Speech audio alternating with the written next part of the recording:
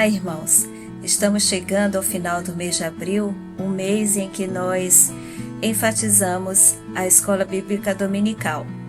Mas muito mais do que enfatizar uma organização, é importante nós entendermos o quanto é precioso nós conhecermos a Palavra de Deus. E eu quero compartilhar com vocês um pouco da Palavra do Senhor, lembrando episódios da história do povo judeu. E uma coisa que nós observamos nessa história, principalmente na época dos reis, é que um comportamento era recorrente entre eles. Algumas vezes eles se voltavam para o Senhor, adorando e procurando fazer a vontade, cumprindo os mandamentos de Deus, mas em outros momentos eles também se desviavam, adoravam ídolos e levavam o povo a se afastar de Deus. Um desses reis que buscou ao Senhor foi Josafá, e o registro dele está em 2 Crônicas 17, capítulos seguintes.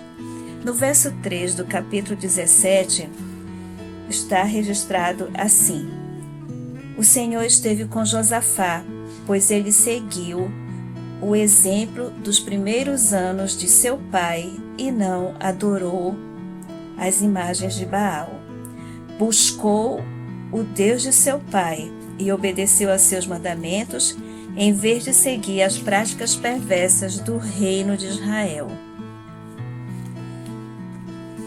No verso 7, há uma atitude do rei muito interessante. Ele não apenas se preocupou em ele buscar ao Senhor, mas ele também tomou uma importante decisão, que está registrado aqui no verso 7 desse mesmo capítulo 17. No terceiro ano de seu reinado, Josafá enviou seus oficiais Ben-Ail, Obadias, Zacarias, Natanael e Micaías para ensinarem todas as cidades de Judá. Com eles foram os levitas Semaías, Netanias, Zebadias, Azael, Semiramote, Jonatas, Adonias, Tobias e Tobi, Adonias e os sacerdotes Elisama e Jeorão. Eles levaram consigo cópias do livro da lei do Senhor e foram por todas as cidades de Judá, ensinando o povo. Vejam que coisa preciosa o cuidado que o rei teve. Naquela época, as pessoas não possuíam exemplares da lei em casa. Eles tinham a oportunidade de ouvir quando iam a Jerusalém para participar das festas instituídas. Eu imagino o quanto foi benéfico para o povo receber os enviados do rei e serem instruídos na lei do Senhor. Veja só o que está registrado no versículo 10. Então o temor do Senhor caiu sobre todos os reinos vizinhos, de modo que nenhum deles declarou guerra a Josafá. Ainda, continuando essa história, no capítulo 19, nós temos o seguinte registro a partir do verso 4. Josafá morava em Jerusalém, mas ele saía para visitar o povo por todo o território, a fim de animar todos a voltarem para o Senhor, o Deus de seus antepassados. Ele nomeou juízes em todas as cidades fortificadas e lhes disse: sejam cuidadosos, lembrem-se de que não estão julgando para agradar as pessoas, mas para agradar o Senhor. Ele estará com vocês sempre que derem um veredito. Temam o Senhor e julguem com integridade, pois o Senhor nosso Deus não tolera injustiça, nem parcialidade e nem suborno. No verso 32 do capítulo 20, está registrado assim: Josafá foi um bom rei, que seguiu o exemplo de seu pai e fez o que era reto aos olhos do Senhor. O que nós aprendemos com Josafá? Ele sabia que a adoração deveria ser ao único Deus vivo e que a lei exortava para o fiel cumprimento dos mandamentos do Senhor.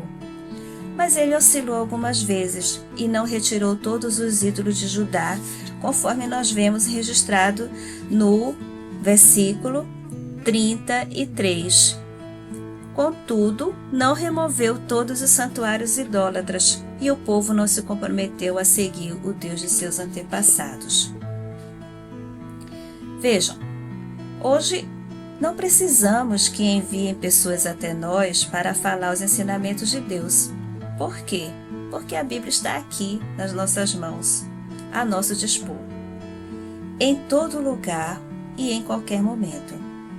Porém, muitas vezes deixamos que ídolos modernos nos desviem a atenção e assim deixamos de nos apropriar das maravilhas contidas na Palavra de Deus. Hoje nós temos a escola bíblica como um espaço para aprendizagem e aprofundamento nos ensinamentos bíblicos, lugar de encontro, troca de experiências e conhecimentos. Enfim, um privilégio que muitos não tiveram no passado. E em alguns lugares do mundo, hoje, pessoas não podem fazer isso livremente. A escola bíblica acontece o ano todo e você não deve desperdiçar essa grande bênção. Enfim, eu quero encerrar fazendo uso de palavras de um livro chamado Redescobrindo a Alegria das Manhãs de Domingo. Preservar a escola bíblica não é uma questão de conservadorismo ou nostalgia, porque a escola bíblica é uma ferramenta poderosa de crescimento do corpo de Cristo e cumprimento da grande comissão. Que possamos, então, fazer o melhor proveito dessa organização que tanto abençoa a vida dos cristãos. Amém.